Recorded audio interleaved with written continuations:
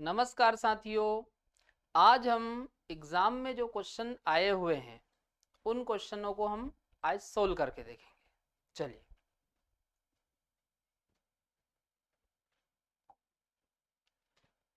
NH4 का Holt wise SO4 में nitrogen की ऑक्सीकरण संख्या है। तो यहां पर अपने से ऑक्सीकरण संख्या पूछ रहा है।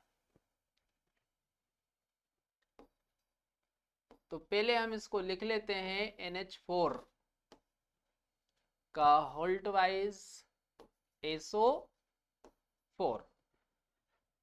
तो हमको ऑक्सीकरण संख्या निकालनी है नाइट्रोजन की, तो इसको तोड़ना पड़ेगा। तो NH4 पॉजिटिव और ये जो 2 लगा हुआ है ये चला जाएगा आगे, प्लस SO4 -2। अब यहां से नाइट्रोजन की ऑक्सीकरण संख्या पता चल जाएगी। तो नाइट्रोजन की हम मान लेते हैं X। एक हाइड्रोजन के कारण +1 होता है, तो यहां पर कितने हाइड्रोजन है? 4। तो 4 के कारण +4 इक्वल टू 1। अब यहां पर आप देखो, इस पे +1 चार्ज लिखा हुआ है। आगे देखो X। अब ये प्लस का 4 है, बराबर के इधर लाओ, तो ये हो जाएगा -4 और +1। अब तो माइनस का 4 और प्लस का 1, तो ये बचेगा -3। तो बताओ आंसर कौन सा आ जाएगा? डी वाला। अगला क्वेश्चन देखो, NiCO का होल 4 में निकिल की ऑक्सीकरण संख्या है। तो यहां पर आप देखो NiCO का होल 4। तो पहले इधर समझो थोड़ा सा। यदि हम CO की बात करें तो इसमें कार्बन की ऑक्सीकरण संख्या +2 होती है और ऑक्सीजन की ऑक्सीकरण संख्या -2 होती है। तो CO के कारण यदि हम ऑक्सीकरण संख्या देखें तो कितनी हो जाएगी? 0, क्योंकि आप देखो कार्बन पे +2 है और ऑक्सीजन पे -2 है। तो निकिल का निकालना है, तो X और CO के कारण 0 इक्वल टू 0। तो X इक्वल टू 0। तो यहां पर आप देखो निकिल की ऑक्सीकरण संख्या कितनी आ रही है? 0। तो आंसर कौन सा आ जाएगा? ए वाला। अगला क्वेश्चन देखो, किसमें क्लोरीन +1 ऑक्सीकरण अवस्था में है? तो यहां पर अपने को वो यौगिक बताना है जिसमें क्लोरीन +1 ऑक्सीकरण अवस्था में है। चलो चारों को एक एक करके अपन देखते हैं। तो पहले ए वाला देखते हैं, HCl। अच्छा, पहले थोड़ा सा इधर समझो। हाइड्रोजन की यदि अपन बात करें तो हाइड्रोजन पे +1 चार्ज आता है और ऑक्सीजन पे -2। मतलब हाइड्रोजन की ऑक्सीकरण अवस्था या संख्या बोल दो, हाइड्रोजन की ऑक्सीकरण संख्या या अवस्था क्या होती है? +1 और ऑक्सीजन की होती है -2। चलो अब देखो इधर, क्लोरीन की निकालनी है तो क्लोरीन की मान लो X। हाइड्रोजन के कारण +1 इक्वल टू 0। तो X इक्वल टू, ये प्लस का 1 है, बराबर के इधर लाओ, तो ये हो जाएगा -1। तो यहां पर देखो क्लोरीन की ऑक्सीकरण अवस्था या संख्या बोल सकते हो, क्या आ रही है? -1। अगला देखो,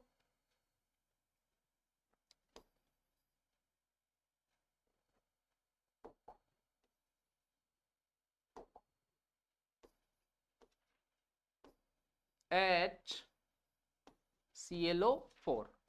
तो यहां पर क्लोरीन की मान लो X, हाइड्रोजन के कारण +1, ऑक्सीजन के कारण कितना होता? -2। तो यहां पर कितने ऑक्सीजन है? 4। 4 के कारण -8 इक्वल टू 0। तो X माइनस का 8 और प्लस का 1, तो यहां पर बचेगा -7 इक्वल टू 0। तो x इक्वल टू बराबर के इधर लाओ, तो ये हो जाएगा +7। अगला देखो ICl। तो यहां पर देखो ये I क्या है, आयोडीन। आयोडीन और क्लोरीन के बीच में सिंगल बॉन्ड है, और दोनों में यदि विद्युत ऋणात्मकता देखे तो ज्यादा किसकी होती, क्लोरीन की। तो दोनों के बीच में आप देखो सिंगल बॉन्ड है, तो सिंगल बॉन्ड के कारण क्लोरीन पे -1 और आयोडीन पे +1। तो यहां पर क्लोरीन की ऑक्सीकरण संख्या -1 आ रही है। चलो अगला देखो Cl2O। तो यहां पर कितने क्लोरीन है, 2, तो 2x और ऑक्सीजन के कारण -2 इक्वल टू 0। तो 2x इक्वल टू बराबर के इधर लाओ, तो ये -2 प्लस का 2 हो जाएगा, अब 2 से काटो, तो ये आ जाएगा x इक्वल टू +1। तो हमारा जो आंसर है वो क्या आ जाएगा, डी वाला। इसमें आप देखो +1 आ रहा है, तो आंसर क्या आ गया, डी वाला। चलो अगला क्वेश्चन देखो, यहां पर आप देखो Br2 BrO3 माइनस में परिवर्तित हो रहा है, और यहां पर हमसे पूछ रहा है कि भाई जो ऑक्सीकरण अवस्था है उसमें क्या परिवर्तन हो रहा है। तो यहां पर आप देखो Br2, तो ये परिवर्तित हो रहा है BrO3 माइनस। तो यहां पर हमको ब्रोमीन की ऑक्सीकरण अवस्था में जो परिवर्तन है वो बताना है। तो यहां पर आप देखो ये अणु है, और मैंने आपको बताया था कि यदि अणु में परमाणु समान हो तो ऑक्सीकरण संख्या कितनी हो जाती, 0। ऑक्सीकरण संख्या 0, तो ऑक्सीकरण अवस्था भी 0 होगी। तो x इक्वल टू 0। अब यहां पर देखो x, एक ऑक्सीजन के कारण -2 होता है, तो 3 ऑक्सीजन के कारण -6 इक्वल टू -1। यहां पर देखो चार्ज लगा हुआ है, तो हमने इक्वल टू करके -1 लिख दिया है ना। जो भी माइनस का चार्ज है तो इक्वल टू करके माइनस का लिख दो, प्लस का है तो प्लस का लिख दो। अब आगे देखो x इक्वल टू, ये माइनस का 6 बराबर के इधर लाओ, तो ये हो जाएगा प्लस का 6 माइनस का 1। तो x इक्वल टू प्लस का 6 और माइनस का 1, तो यहां पर बचेगा प्लस का 5। तो पहले ऑक्सीकरण अवस्था या संख्या आप देखो कितनी है, 0, और बाद में कितनी हो गई, 5। तो यहां पर आप देख सकते हो ब्रोमीन की जो ऑक्सीकरण अवस्था है वो 0 से +5 में जा रही है। तो बताओ आंसर कौन सा आ जाएगा, 0 से +5 तक आंसर आ जाएगा सी वाला। चलो अगला क्वेश्चन देखो, निम्न यौगिकों KO2 H2O2 और H2SO4 पर विचार कीजिए। इनमें रेखांकित तत्वों की ऑक्सीकरण अवस्थाएं क्रमशः है। तो यहां पर हमसे KO2 में पोटेशियम की पूछ रहा है, H2O2 इसमें पूछ रहा ऑक्सीजन की, और तीसरा दिया हुआ है H2SO4 और यहां पे पूछ रहा सल्फर की। तो मैंने आपको बताया है कि भाई फर्स्ट ए ग्रुप के जो तत्व होते हैं, फर्स्ट ए ग्रुप के तत्व जो है किसी भी यौगिक में है, तो वहां पर उनकी ऑक्सीकरण संख्या या ऑक्सीकरण अवस्था है ना क्या हो जाएगी, +1। तो यहां पर आप देखो x इक्वल टू पोटेशियम की ऑक्सीकरण संख्या अवस्था क्या हो जाएगी +1। आप संख्या भी बोल सकते हो और आप अवस्था भी बोल सकते हो। यहां पर देखो 2x, एक हाइड्रोजन के कारण +1, तो 2 हाइड्रोजन के कारण +2 इक्वल टू 0। तो 2x बराबर के इधर लाओ तो ये -2 हो जाएगा और x इक्वल टू ये आ जाएगा -1। चलो यहां पर देखो x हाइड्रोजन के कारण बताओ कितना आ जाएगा +2 और ऑक्सीजन के कारण -8 इक्वल टू 0, है ना। यहां पर आप देखो ये उदासीन यौगिक है तो इक्वल टू करके हम क्या लिख रहे हैं 0। तो x माइनस ये -8 और +2 तो बचेगा -6 इक्वल टू 0। तो x इक्वल टू +6, तो यहां पर +6, यहां पर -1 और यहां पे +1, तो हमारा आंसर आ जाएगा फर्स्ट वाला +1 -1 और +6। चलो अगला क्वेश्चन देखो, किस यौगिक में नाइट्रोजन की ऑक्सीकरण संख्या +1 है। चलो एक एक करके देखते हैं।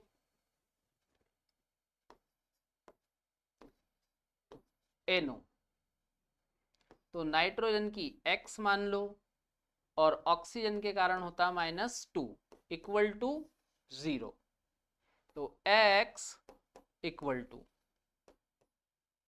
+2 हो जाएगा। अगला देखो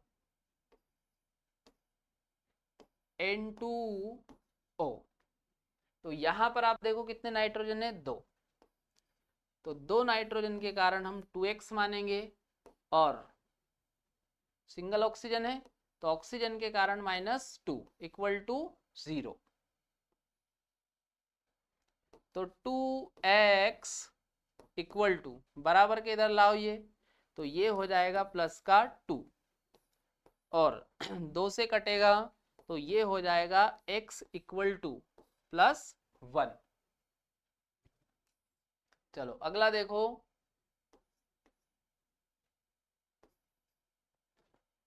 NH2OH, तो नाइट्रोजन का x मान लिया, कितने हाइड्रोजन है 2 ये और एक ये 3, तो 3 हाइड्रोजन के कारण +3 और ऑक्सीजन के कारण -2 इक्वल टू 0।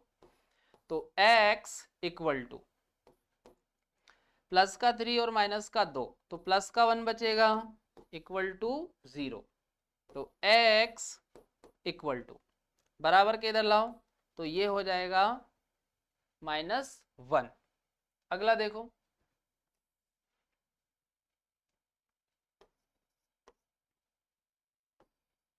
N2H4, तो नाइट्रोजन का 2x मान लो, एक हाइड्रोजन के कारण +1, तो यहाँ पे कितने हाइड्रोजन है 4, तो 4 के कारण +4 इक्वल टू 0।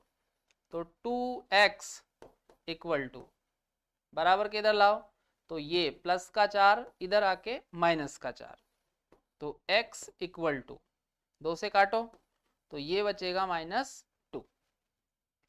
तो यहां पर हमको +1 वाला बताना था, तो +1 किस में शो हो रहा है बी वाले में, तो आंसर क्या आ जाएगा हमारा बी। यहां पर आप देखो +1 आया है, इतना समझ में आ रहा है। चलो अगला क्वेश्चन देखो N3H में नाइट्रोजन की ऑक्सीकरण अवस्था है N3H, तो यहां पर कितने नाइट्रोजन है 3, तो 3x और हाइड्रोजन के कारण +1 इक्वल टू 0, उदासीन यौगिक है तो x, चलो 3x इक्वल टू देखो पहले 3x इक्वल टू ये +1 है बराबर के इधर लाओ तो ये हो जाएगा -1। तो x इक्वल टू -1/3। तो बताओ कौन सा आंसर मैच हो रहा है? डी वाला। चलो अगला क्वेश्चन देखो। KClO4 में क्लोरीन की ऑक्सीकरण अवस्था है। तो यहां पर अपने को दिया है KClO4, तो क्लोरीन का निकालना है। तो क्लोरीन का मान लिया X, पोटेशियम के कारण +1, और एक ऑक्सीजन के कारण कितना होता? -2। तो यहाँ पे कितनी ऑक्सीजन है? 4। तो 4 के कारण हो जाएगा -8 = 0। तो x अब माइनस का 8 है और प्लस का 1 है, तो कितना बचेगा? -7 = 0। तो x = बराबर के इधर लाओ, तो ये -7 हो जाएगा +7। तो बताओ कौन सा आंसर आ जाएगा? सी वाला। इसमें आप देखो +7 आ रहा। अगला क्वेश्चन देखो। H4IO6- में आयोडीन की ऑक्सीकरण अवस्था है। तो H4IO6- तो आयोडीन की निकालनी है। तो आयोडीन की मान लेते हैं X। एक हाइड्रोजन के कारण +1 होता है, तो 4 हाइड्रोजन के कारण +4, एक ऑक्सीजन के कारण -2 होता है, तो 6 ऑक्सीजन के कारण -12 = -1। यहां पर आप देखो -1 चार्ज लगा हुआ है, तो अपन ने =-1 कर दिया। अब आप देखो x माइनस, अब माइनस का 12 और प्लस का 4, तो बचेगा -8 = -1। तो x = ये -8 बराबर के इधर लाओ, तो ये हो जाएगा +8 -1। तो x = प्लस का 8 और माइनस का 1, तो यहां पर बचेगा +7। तो बताओ आंसर क्या आ जाएगा इसमें? ए वाला। चलो समझ में आया। अगला क्वेश्चन देखो। नाइट्रोजन की ऑक्सीकरण संख्या अधिकतम है। यहां पर हमको वो ऑप्शन बताना है जिसमें नाइट्रोजन की ऑक्सीकरण संख्या अधिकतम हो। चलो एक एक करके देखते हैं। N3H, तो कितने नाइट्रोजन है? 3, तो 3x हाइड्रोजन के कारण +1 = 0। तो 3x = बराबर के इधर लाओ, तो ये हो जाएगा -1। तो x = -1/3। इसको आप आगे और भी सोल्व करोगे तो ये आ जाएगा -0.33। क्या आ जाएगा ये? 0.33।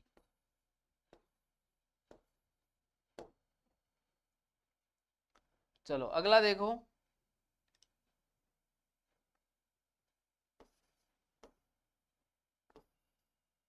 NH2OH, तो नाइट्रोजन का मान लो X, एक हाइड्रोजन के कारण +1, तो यहाँ पे कितने हाइड्रोजन है? 3, तो 3 के कारण +3 और ऑक्सीजन के कारण -2 = 0। तो x = प्लस का 3 और माइनस का 2, तो यहां पर बचेगा प्लस का 1 = 0। तो x = -1। अगला देखो।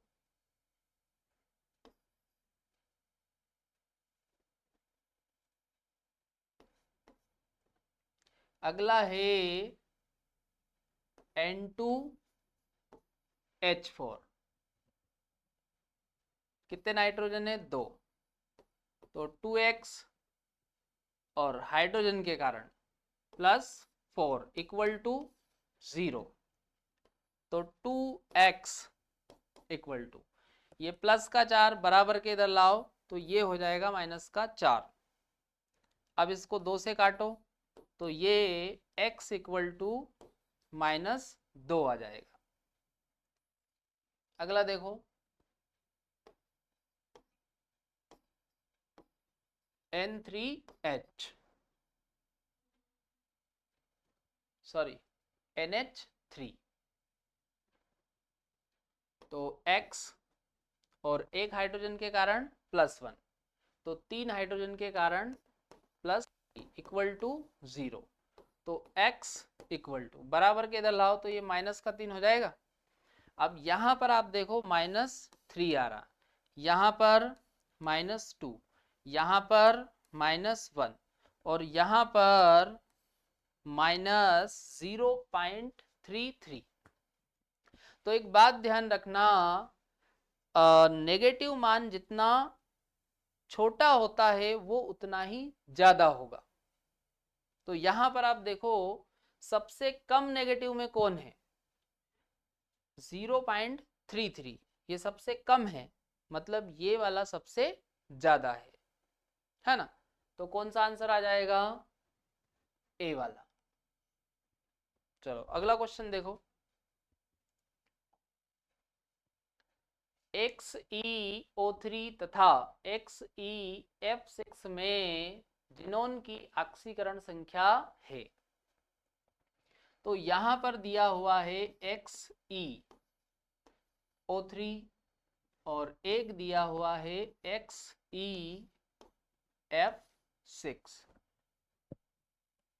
चलो इसमें देखते हैं पहले, तो जिनोन का मान लो X और एक ऑक्सीजन के कारण -2, तो 3 ऑक्सीजन के कारण -6 इक्वल टू 0, तो x इक्वल टू ये -6 बराबर के इधर लाओ +6।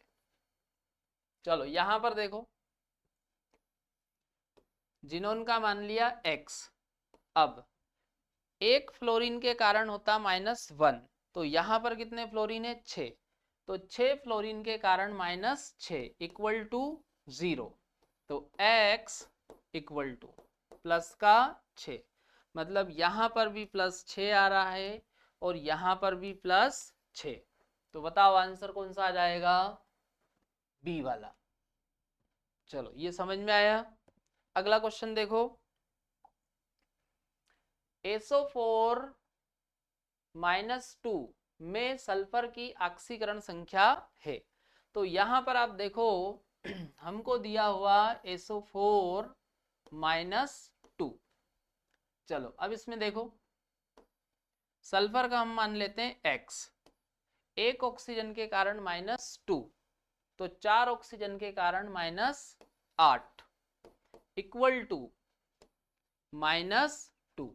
यहां पर देखो -2 लगा हुआ है, तो इक्वल टू हमने क्या लिख दिया? -2, तो x इक्वल टू ये -8 है बराबर के इधर लाओ तो ये हो जाएगा +8 और ये -2।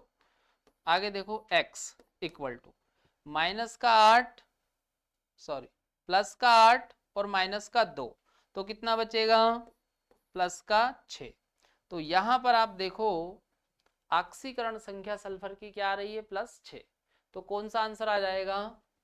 ए वाला। चलो ये क्वेश्चन समझ में आया। चलिए आज के लिए इतना काफी है। अब हम अगले वीडियो में ऑक्सीकरण और अपचयन के क्वेश्चन देखेंगे, ठीक है।